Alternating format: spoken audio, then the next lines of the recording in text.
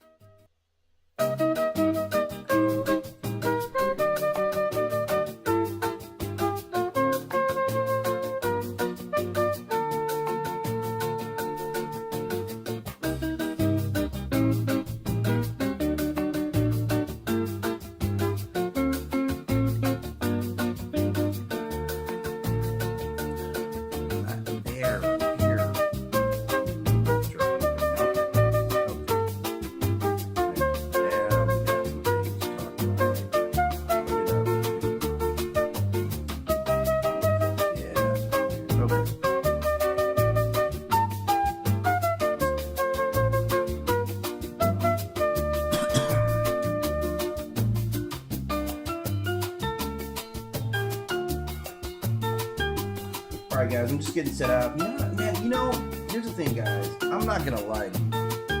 I'm not gonna lie to you guys. I got like 4 screens going at the same time. And I can never, like I've got so much stuff going on, I can never just like relax, right? Like I'm trying to get everything just set up just right. Because it's the little things, man. It's how much effort you put into your work a lot of times that really matter. So I'm trying to max it up. I got a bunch of notifications too. Wow, this is actually pretty cool. Right? Okay. Yeah, okay. Yeah, okay, so I'm gonna have to get into those after, right? I have to get into those notifications after, right? In fact, let me turn this music down. You probably can't hear me. Right? You know how it is, guys. I'm just getting opened up, like, I'm sleepy. Not true. I've been up for hours and I was doing my prep work. I just got caught up in doing some other stuff today too. And it was a lot of stuff that I had going on. You know how you got to work some stuff out? Like you're like, man, you know what? Admin stuff, man. I had admin stuff for life, right? That's what I had was like admin stuff. I had admin work today, man. So like imagine me, like the same me, and I'm just chilling, right? And see, after all that, I still didn't start because I got to record the video. I got to be responsible about what I'm doing. So I got to record the video so I can cut the shorts up out of it. I'm telling you, man, this stuff seems like it's just nothing, but it ain't just nothing. I don't know how other people's run their channels, but me, I like to put a lot of effort in these channels, man. I'm telling you, the channel that I work on, right? So I'm back up here. Like I said, I'm starting a little bit later than what I wanted to. I like to start at 11. I had some stuff I had to take care of, man, just some admin stuff, like people were jerking around. So here's my day. My day starts off me doing this, right?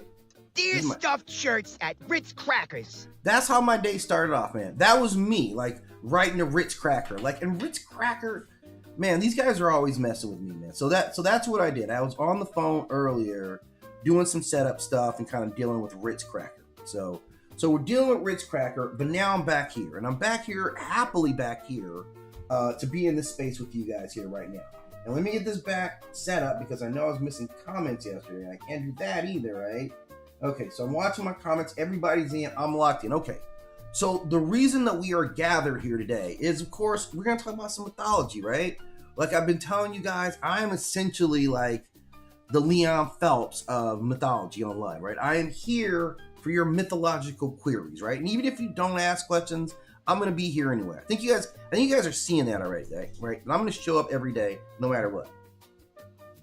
Oh, that's good.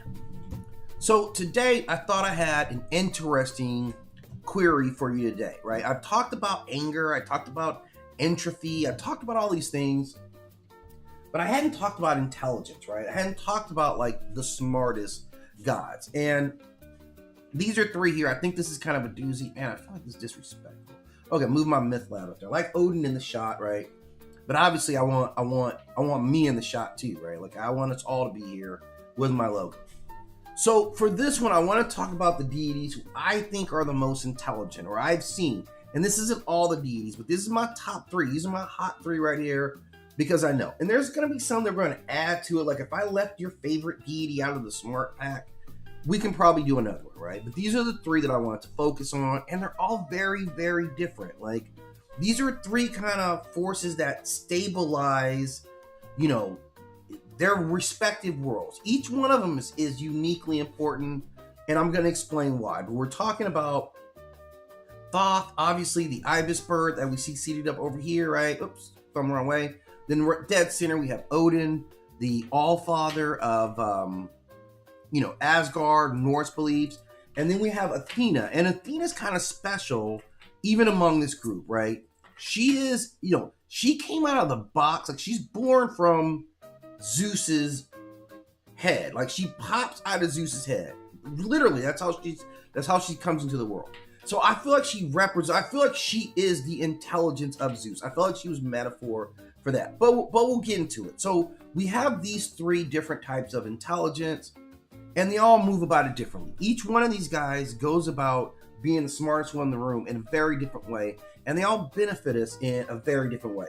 So what we're talking about here is ancient Kemet, right, or Egypt, ancient Kemetic land, Memphis. Then we're talking about Norse culture, and then we're talking about Greek culture. So we're talking about massive. I know that Athena and Thoth, like Athena lived up here, right, and Thoth lived there. Thoth was born here in the northern part of Africa, and Athena was above in the Mediterranean, right? She's from the Mediterranean. So they're not that far apart, right? They're not that far apart, and I would be shocked. I don't think that these two characters have a direct correlation to each other, but I do think overall, I think a lot of the North African stuff leaked into the Greek, right? And then of course the Greeks were later the people who lived there in Kemet, and they were they were telling the story in different ways. So these two belief systems kind of have some real like links in how they perceive things that really spilled over. But Odin's kind of completely outside of that. Like this is the Norse scenario, and like he represents something different, and how they get their intelligence is also very different. So we might as well get into the hims, the ha's, the whys, and all that stuff, right? So the first up is Ptah, and Ptah is seen as the ultimate scholar. This is the ultimate scholar. Like no one is out scholaring Ptah, right? Like Mr. I'm going to study about that, and that's how his personality is. He's very important. Now, Ptah is credited with inventing writing, maintaining divine records, and serving as the intellectual advisor for the entire Kemetic pantheon. So all the gods ultimately, didn't matter which side of the fence you were in an argument, he was going to tell you the actual truth, what's going to be best. And he's described as one who measures the universe and records laws of reality. So this is very important. Now, among the three, I'm going to go out on a limb now. I'm going to go out on a limb, and I'm going to say I think that Thoth is the oldest one. Just by culture-wise, I'm pretty sure he comes before any of the rest of them. And they're all still prevalent. Like, we're going to run that back at the end and see who's still around, like who's still getting their love. I know Ptah's still getting his love. Or, excuse me, Thoth, right? We know that Thoth is still getting his love. And that's very important, that he stay getting his love. He's a very important figure cosmically. And let me see if I even got the right triad here. Hang on, guys. That's not the one I actually want. But cosmically, he's still around, right? This is my Triad of Intelligence, right? He's still around. With Odin, we know that Odin's been in video games. Like, Odin's everywhere. Like, Odin was in a movie. Like, when was Thor Ragnarok? It's like a couple of years ago, right? He was in Thor Ragnarok, or at least a representation of him was in Thor Ragnarok. So he's still on the radar in a lot of ways, right? So we have to kind of respect where he's coming from. Why is this window stuck over here? I'm gonna close you out because you are tripping.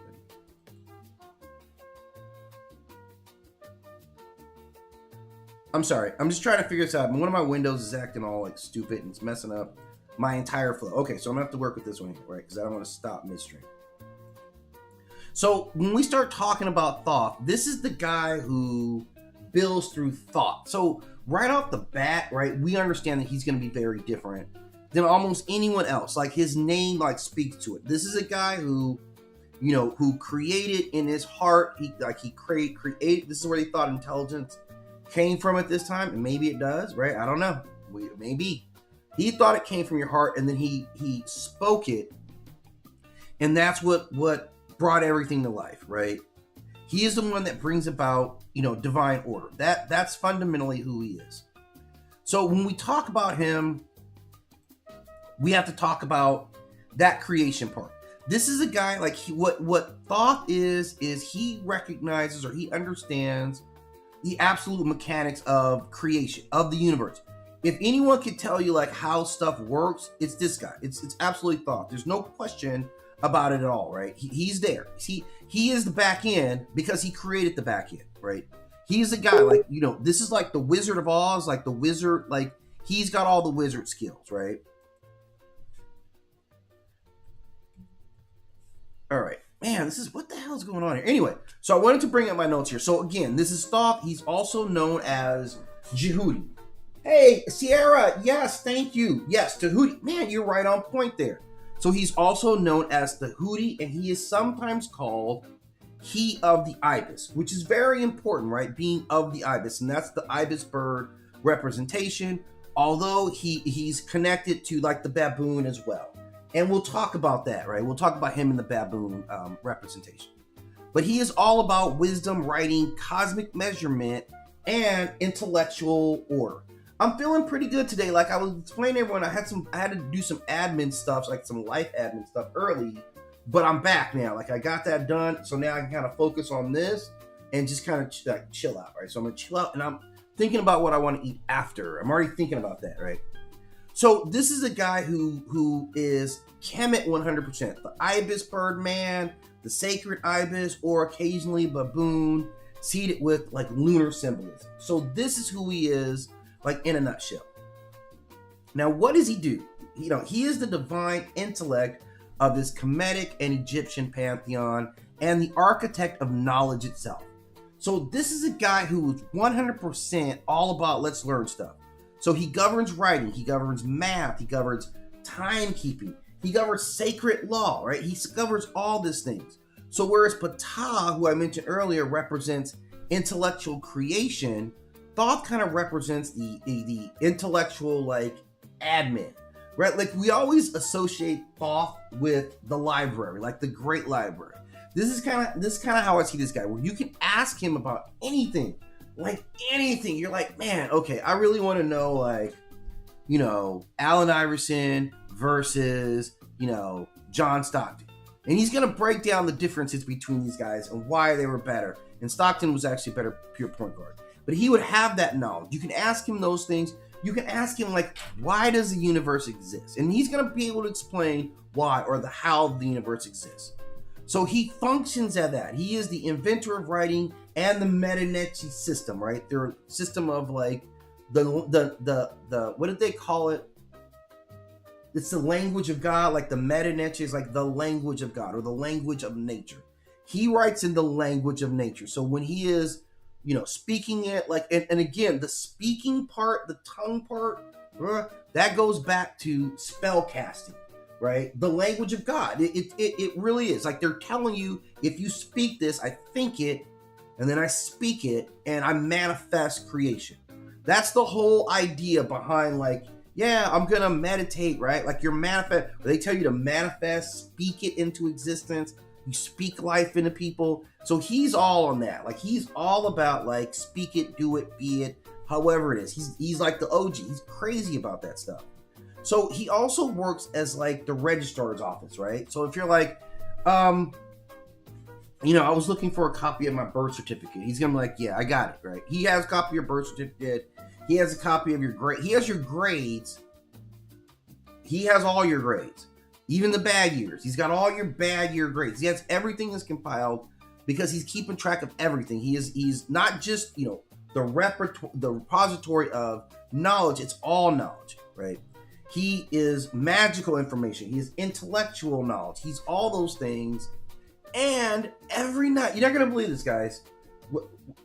Okay, what did he do for the judgment? Okay, for judgment, he's there at the weighing of the heart ceremony. He's the guy when you go through the duat, right? Remember, like, you don't just show up there, okay? You have to get to the weighing of the heart ceremony, by the way, to be judged, right? Not everybody makes it through all the paths of the Duat. So I'm gonna let you guys know that. You don't just show up and get your heart weighed. There's some stuff you got to go through, and maybe you don't even make it. But when you do get to the weighing of the heart, you're gonna see like who's gonna be there. Okay, Ma'at's gonna be there. Oh man, who's gonna be there? Anpu's gonna be there. Osiris might be around there, right? But he's definitely gonna be there, right? Yeah, I love learning this stuff too, man. This is a cosmic warning for everybody, right? Everybody's gonna be there, right? But he's the one you better be looking out for, because Ma'at's the one who makes the decisions. Nebet, is she there? I think you're right. I think Nebet's there. I'm gonna have to check. Like, let me check my research. Let me check my research on her. But these guys are definitely there, and they're gonna take your heart, and they're gonna weigh your heart out. And if it doesn't balance up against this feather of Ma'at, right? Then that's it for you. Because you know who else is there? You know who else is there? Amit is there, right? And I don't know if you guys know about Amit, but you better know about Amit, because if it goes bad for you, then they send you over to Amit's department. Like Amit the Devourer. She knows. You know some of the important parts. We may not know the whole process, but we know the important parts, especially the part that you don't want. And that's the Amit part. So imagine you're working at the library all day, you're keeping track of everything, and everybody's just constantly like asking you questions, and you're just like, ah. That's why you turn into a baboon. I think when he's the ibis bird, he's kind of chill, right? And then we turn into the baboon's like, stop asking me questions. That when he's in the baboon form, he's like, stop asking me questions, because I will go baboon on your ass. Like, nobody's worried about him ibis birding on you. That's a big beaky bird, right? But you definitely don't want him to go baboon on your ass.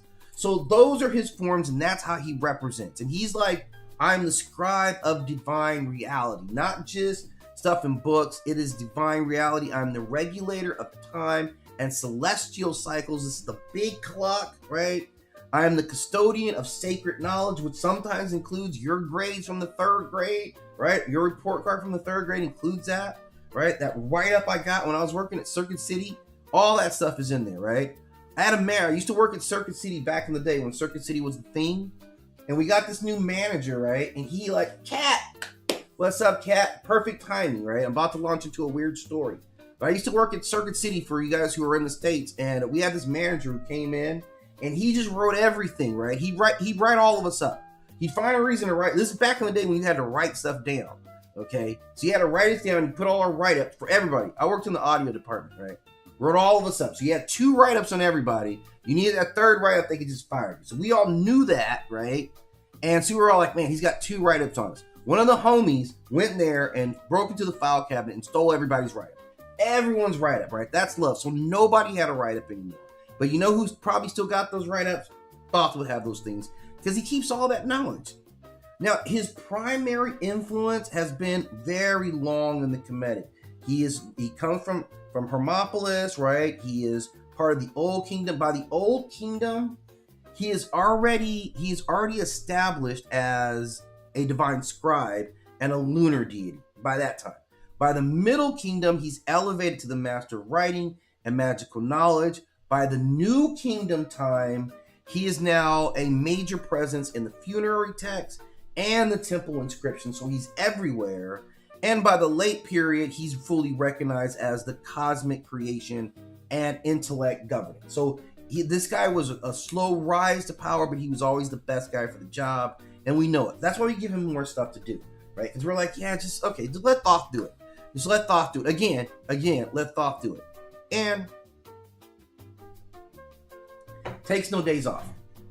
This guy hasn't taken a day off in like a millennium or several millenniums, right? And we'll talk about that. So among all things, like the people who gravitate towards Thoth, they themselves are scribes. These are scholars. These are priests. These are magicians. These were the people who Thoth, like that. That's how we hold him in that regard, right? So he cooks with it, right? This is a guy, for me, he's kind of sick. I have my favorites. He's one of my favorites because he's a scribe. Like, that's absolutely the truth. And he's dedicated to writing, scholarship, offerings. Like, these are how you make offerings to him. He's not necessarily one who's impressed with, like, giving him gifts, but it's scholarly offerings, like a nice pen set or something like that. Because he, like, think about what he would use every day. This guy's crazy about writing, right? But generally, he's also what you're into, right? He's also all about you being a scholar yourself. Yeah, Ma'at is my favorite. I give all my gifts to Ma'at, and absolutely Heru. Heru is absolutely among my favorites. Like, which ones aren't our favorites, right? Like, honestly, they're all kind of our favorites, right? I was gonna say except Set, but man, I got a soft spot for Set. I'm not gonna lie, and we're gonna get all into that. I do have a soft spot for Set. All right, I respect where Set's coming from in a couple ways. So from mythic concepts, like, where do we hear about Thoth? Well, he's kind of in everything, right? He assists Isis in restoring Asar or Osiris, like the main story.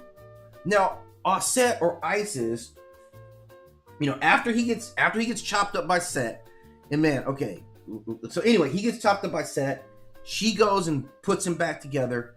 And then she's like, and she's got all the magic power. She's the most powerful magician of all of them, okay? But she has to go to Thoth to be like, okay, how do I do this? And he gives her the plan. He architects the plan that she implements the first regeneration, right? The first resurrection. I'm sorry, it's going for the wrong word. Remember, Asar is the first one to ever be resurrected. So he gives her the knowledge of how to do it. And with Anubis and with Nephthys, right? They're part of that. You're right. Nephthys is part of that judgment part. You know what? Okay. I'm sorry. Like, Sierra. Okay. I think. Oh, you're talking about Nebet. Okay. I'm kind of mixing them up. Because Nephthys is part of the underworld because she guides you through it. Or I think she's the one that gives you water. I'll have to check and see what Nebet is. I don't know why I got on that sidetrack. But so this is kind of how he fits into the mythology. He's among the most central, like the main important stories. So he's in that mythology. He settles the dispute. So when because Heru and Set, like, we know that they fight all the time. Like, they have like 3 or 4 like brutal fights, and the fights didn't even decide it. Like, the fights didn't decide it. They came back and they were. Yeah, it could be. That could be it, because I hear their names kind of crossing over a lot. So you might be right about those too. So they don't get to fight. They fight. They pull each other's eye off. Somebody try to cut somebody's testicles off. I think that happened. And after all that, they still have to stand in front of. They still got to go to court. They go to court and they stand in front of everyone. And Thoth is the one who actually judges it based on what's fair and what's right. And he keeps the lineage in line. So this was very important. So he is at the center of all of the important stories, or he's everybody has to ask him. Like, at the end of the day, it's like, okay, what do I do, Thoth? And he's there because he wrote everything, so he knows everything. And he's one of the funnest guys here to talk about. And I'm not done talking about him. Like, I'm going to talk a little bit about Odin, and then I'm going to talk about how all these guys compare. Because right now he's the oldest of the 3 at the oldest stage. Because their mythology is written for. I think Odin's probably second, and that's who we're going to talk about next. If I can make this confirm machine work. Okay, there we go, man. This technology stuff, man. Okay, so then we come to Odin of Asgard, right? Now Odin's name. Now this is Old Norse, man, and I got to give it to Norse on how they documented their mythologies. They've done a beautiful job of how they tell their mythological stories. And Norse people take a lot of pride in their stories. So I always want to be respectful to everyone's culture. But man, with the Norse stuff, I really have a special place. I don't know if you guys realize this, but I can tell you why I'm doing this channel right now is because of Clash of the Titans. Like people are like, why are you doing this or whatever? I was 7 years old when Clash of the Titans first came out, right? And I was stunned by it. I'd never seen any mythology or anything like that. So I immediately, being a nerd, started reading more books about mythology in general. I'd get just whatever books were on mythology. So this is like the school library, or like, I think their community, like, we had a library in our neighborhood, and I'd walk there and stuff like that. And I go with my mom. It's like she's an avid book reader too. So I started reading, Greek mythology, because that was the first thing. And then, of course, there's Norse mythology, and that really sparked it. And then I saw Thor in the comic books, and that was it. So I was like comic books and mythology, and that's why I'm doing this right now. So I'm literally just talking about the same stuff I was talking about as a kid. I don't know what that means. I don't know if that reps progress or not, but I'm doing it. So I've been like kind of reading up on mythology for an extremely long time. So I always kind of appreciate Odin, and Odin's also intelligence as well, right? You know what? I gotta give it up. I gotta say, like, Norse people, like, although outside we see them in like, oh, Vikings and barbarians and stuff like that, right? They talked about like wisdom and knowledge and patience and harmony a lot. They have lots of tough looking guys who were like, I understand the importance of learning and knowledge.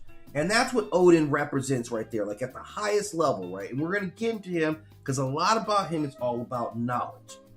So his name literally means fury or inspiration or ecstatic wisdom. I don't know what that quite means, but that's what his name means. His symbols are, of course, that spear, which is called Gungnir, right? Gungnir, that's a spear. And you see these two homies that are hanging out with him. These are the two ravens, okay? Now, I'll tell you guys right now, and be honest with you guys. I've been trying to make some crow friends. There's a bunch of crows in my neighborhood, and I saw on the internet machine that you could make, the crows are very intelligent. Like, obviously, I watched Game of Thrones, and ever since then, I was like, I want a crow. I want a crow homie. I don't want a crow pet, right? I want a crow that would be my homie. Like these two guys who are both, I think they're called, what are they called? Like, they're thought and, like, memory or something like that. Hugging and mumming. Yeah, like ravens and crows are the coolest thing, right? I want to get a crow friend. There's some crows in my neighborhood. I've been trying to like call them and like throw some food out. Like they know they're smart, right? They're smart. And I even have a name for them. Oh, sunflower seeds. There you go. I grow sunflowers. We grow sunflowers in my backyard. Okay, there we go. I've even got a name for my crow friends, right? Okay, here's my thing. Okay, I gotta tell you guys this. Okay? So my first crow friend, I'm gonna call him Crow Marty. All right, like this goes back to Terminator. Remember the Sarah Connor Chronicles?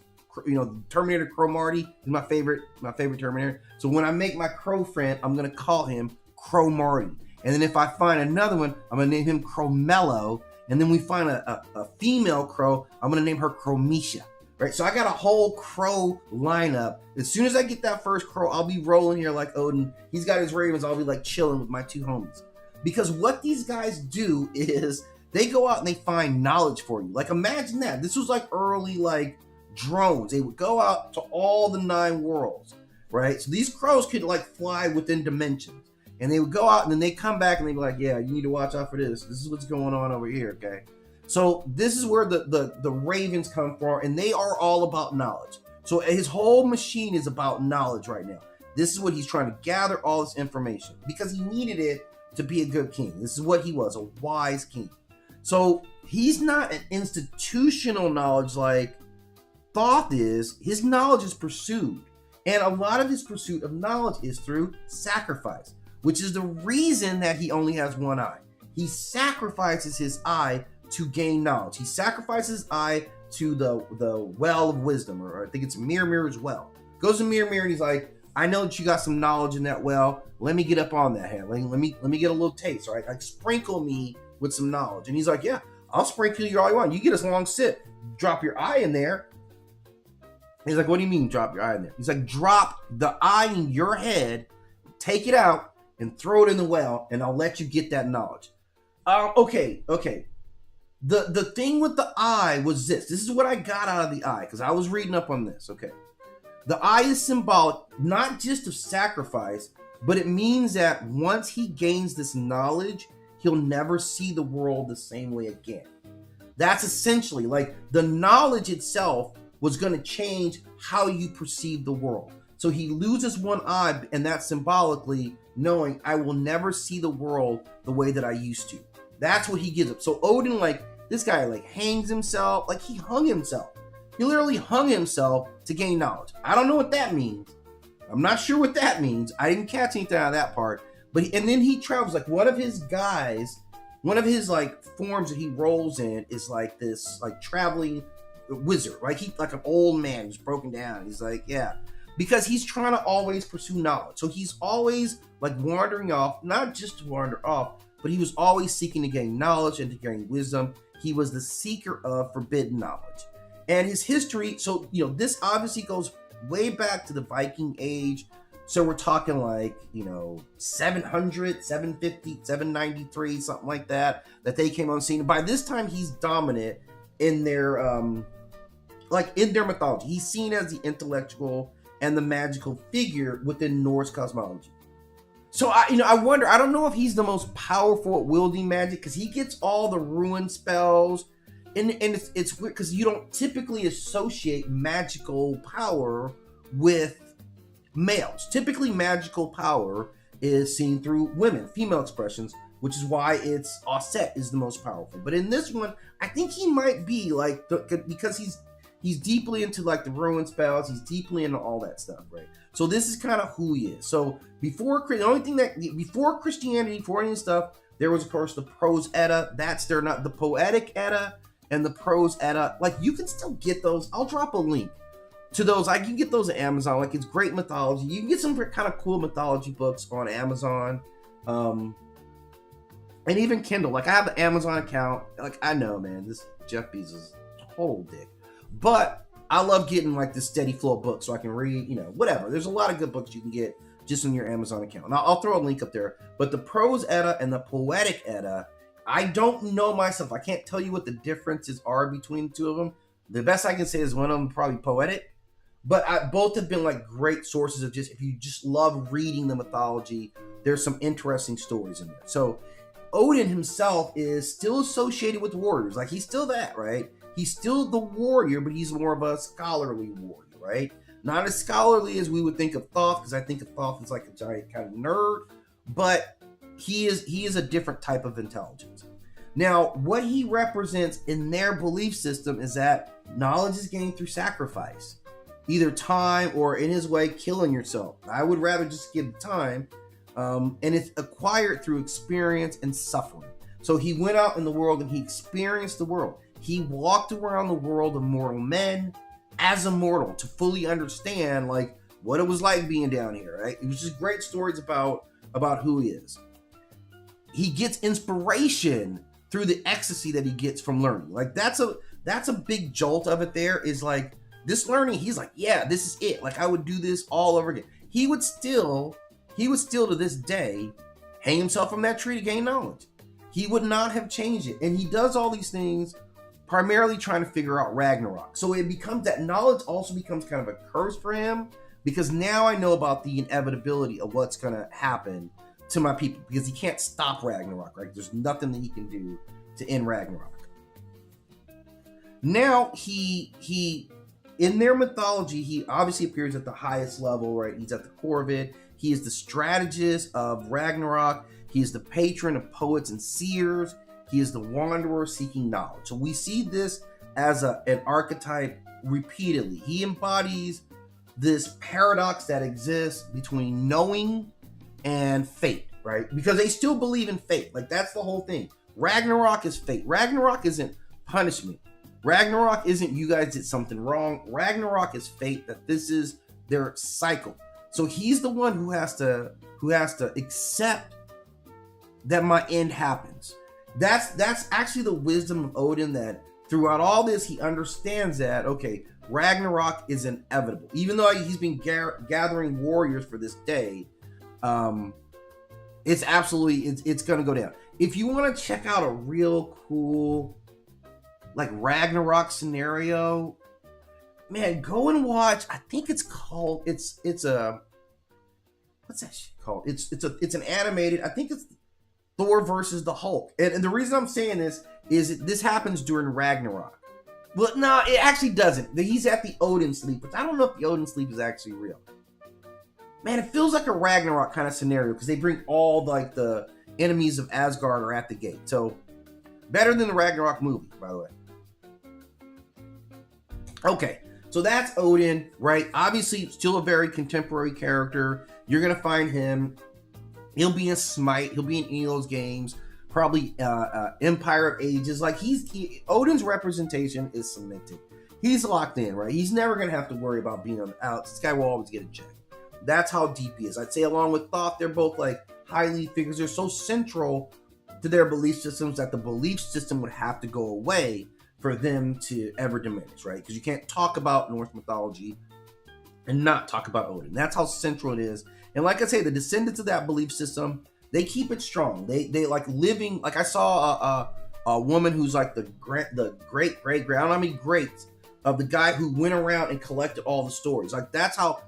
I think the Prose Edda, I think that was this like Norse guy. I don't know how long ago, maybe like 700 or something like that. He went probably about 700 Common Era. He went around his homeland and he collected all these stories. He talked to people, different. I don't know if they lived in villages or clans. I'm not sure what they lived in, but the greater like Norse Germanic civilization or culture, he traveled around it. And he personally sat and talked to people, and he wrote these stories down.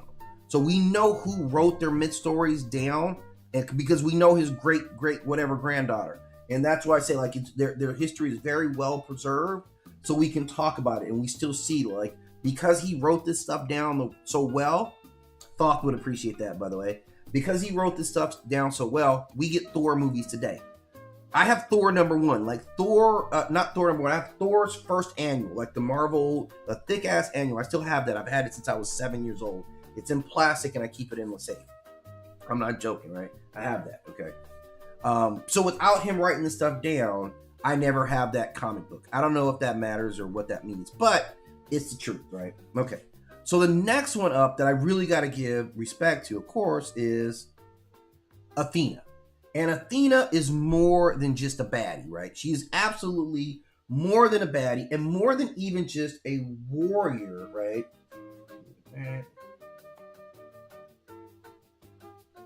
Yeah, I love doing this, man. Again, look, this channel, we lead with love, right? We lead with love.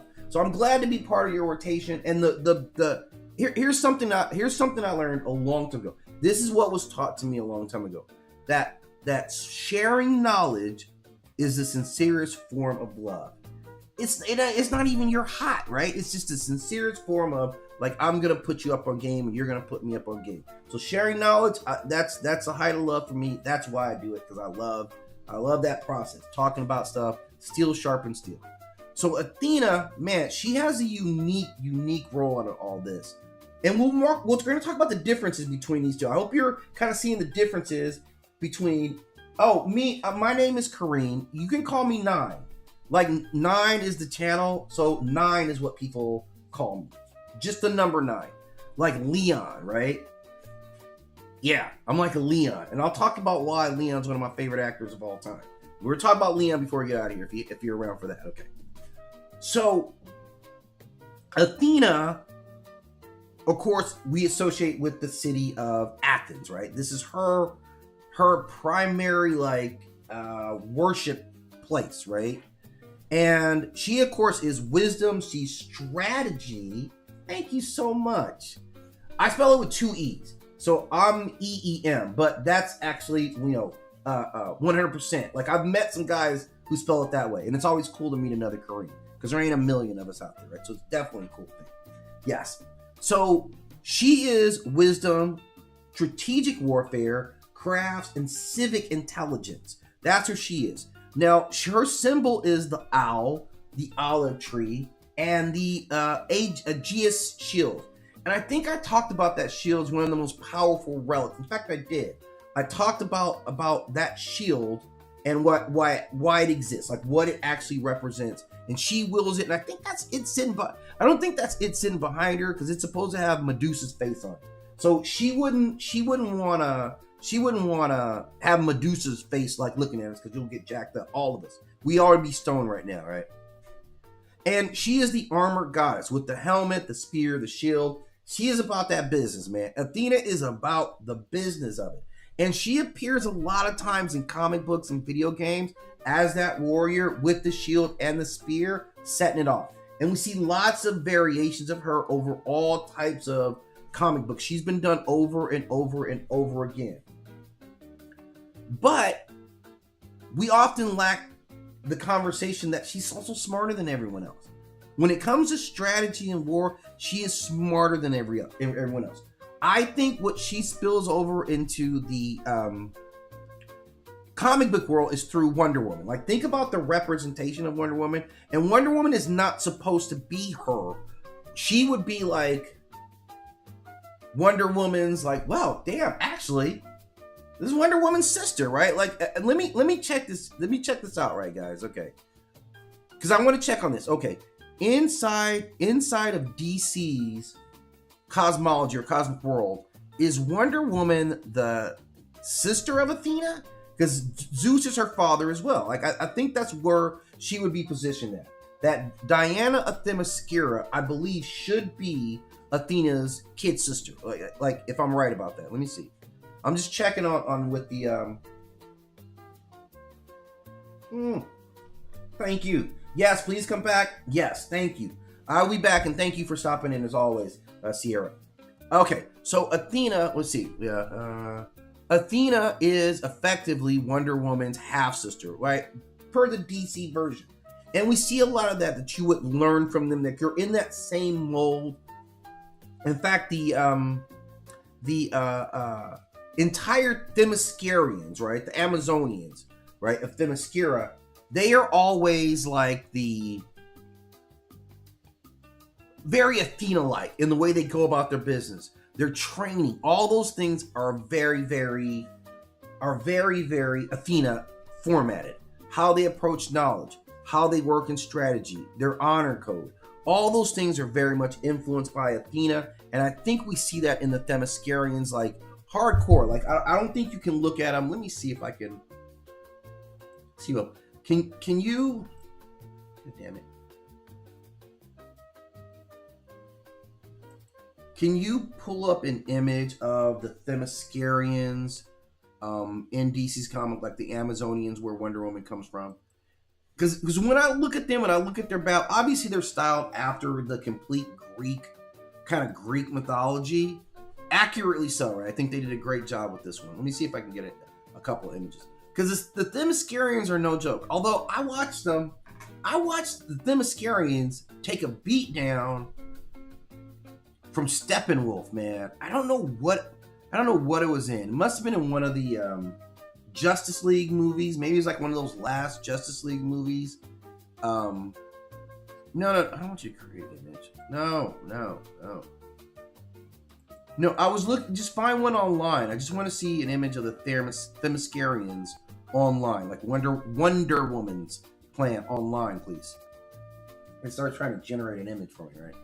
But she's like, I watched the Themyscirians take an ass whooping from, it gotta be Steppenwolf. Yeah, when they were coming for those boxes, right?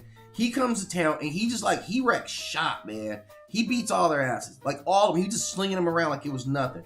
Which I'm like, man, I kind of don't believe in you guys, right? But, hey, that happens. I guess everybody takes an L. But that level of L-ness was really beyond the pale. Let me see, where's that? There it is. Okay.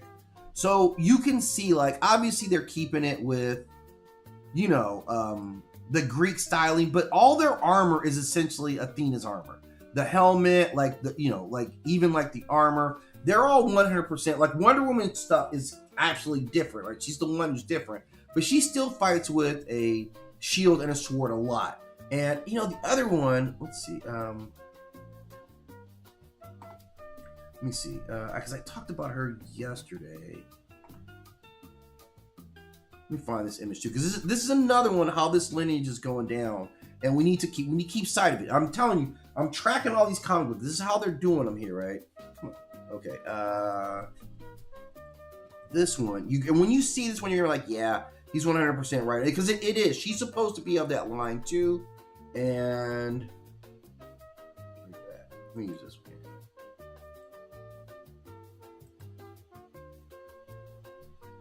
And this is how you keep, like, mythology really, really living, is when it's subtle, man. You're not even paying attention, and they're just dropping mythology in on you. And this is where we go back to Maeve. So if you're into The Boys, if you ever watch the Boys series, which comes back on in, like, I don't know, like 30 days, not that I'm counting, she is 100%. And I think her mythology, like, she's in that archetype. I think she's actually based on an Irish deity. But there is some belief that this is kind of, this is, again, Athena in various forms. So this is what she represents. Like, this is who she is. So we already get a sense that she's kind of different from the other two, at least in, you know, her makeup, her how she moves. Like, so functionally, she is the strategic advisor to the heroes. And you know what? Let me check this fact out right here. She advises the heroes as you're going on your way. I'm looking at a fact right now. Was Athena the one who was advising Jason in the Jason and the Argonauts film? Was that Athena or was that Hera? I kind of think it was Hera. I kind of feel like it was Hera. I'm telling you guys too, man. Like, if you guys want to watch a great myth film, go back and watch the old Jason and the Argonauts. It was like an inner. Let's see. Yeah, that's Hera. I thought it was Athena, but it was actually Hera, which doesn't make any sense. But whatever. But if you want to catch some great mythology, a great movie, you can catch a lot of mythology out. Go watch Jason and the Argonauts. Like, it's, I mean, in like the OG one, I think it's like, yeah. Go back and watch the 1963 Jason and the Argonauts. If you want a good introduction to Greek mythology, go watch that flick. Like, I love old school flicks. Like, it's something special about that era of special effects, what they're able to accomplish with not a lot of stuff, right? And he really like delivered on this. So if you want to check out, let me see if I can find an image, because it's absolutely worth it, man. This is the height of, and this is why we know Greek mythology so well. This is 100% why I know Greek mythology so well, because I watch every single one of these movies. I watched this, I watched all the Clash of Titans, I read all the books, like, I was all the way into it. And you kind of see, like, it's great, man. It's old school. You may even laugh at it, man. This is definitely not the CGI that, you know, you guys are dealing with right now, which is kind of the cool thing about being my age, is that, yeah, I've seen all this stuff, man. I've seen all, like, this level of special effects to what we have now, so I have an appreciation of it. But this is what it looks like on screen. That obviously is Poseidon right there. Jason's in this boat, so you get Poseidon on scene. You get this robot. I can't remember what his name. Tiberus. I think it was Tiberus. And Tiberus, this is. Let me see if I can get his name here. This is really cool because they don't even tell you what this is. It's just there. I had to learn about this through some other mythology. When I read the mythology about it, then I'm like, I know who this guy is. Now I understand it. This guy here is a guardian, because this is like the island of Crete. No, this isn't Crete. I can't remember which island this is on. But this is an island where you ain't supposed to be over there, right? And they get there, and this is the guardian, who is a mechanical creature. It's literally a mechanical creature. Which, if we go back and we watch the Clash of the Titans, the 1978 version, I think it was 1978, or 81 version of it, I think, where they make a mechanical owl, right? So they were all into the mechanics of it, even way back then. So this creature is a mechanical guardian he's all bronze. He was created again by Hephaestus. So this is one of the Hephaestus inventions right here. So like I said, just a great film. If you're just trying to stay up on your mythology, like, it's a great film to watch. And if you love mythology, you'll just enjoy it, right? That was one of the early films that I watched. And I'll drop a link if it's like on Prime or something. I'll find it somewhere so you guys can peep this one out. So this is kind of like the line of Athena. Like, I know I got off pace a little bit, but that happens every single time I do a show. So again, she's linked to Athens. She is the patron of Athens after a competition with, I want to say it was the sea god. It must have been Poseidon. And anyway, she gives them the olive tree. And that's why you can see on her iconography, this image there, that's the olive tree there, literally, because this is the gift that she gave to Greece.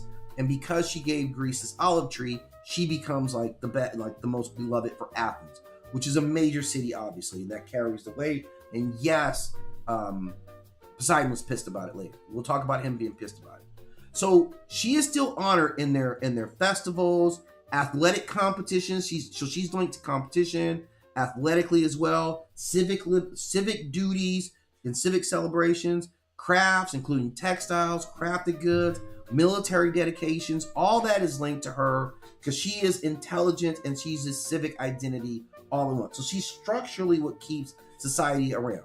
So she represents intelligence applied to governance, rational strategy over brute force, and civilization that is guided by wisdom. That is essentially who she is. She's a tool of order. She's known in many stories, including the stories of aiding Odysseus, right? Maybe that's what I was thinking about. She helps Odysseus, she helps Perseus, and she helps Hercules, all as a strategic advisor rather than like getting in there and literally putting hands on people. So she is this, again, this is very reflective of Greek culture because this is one parliament where you discussed, you debated.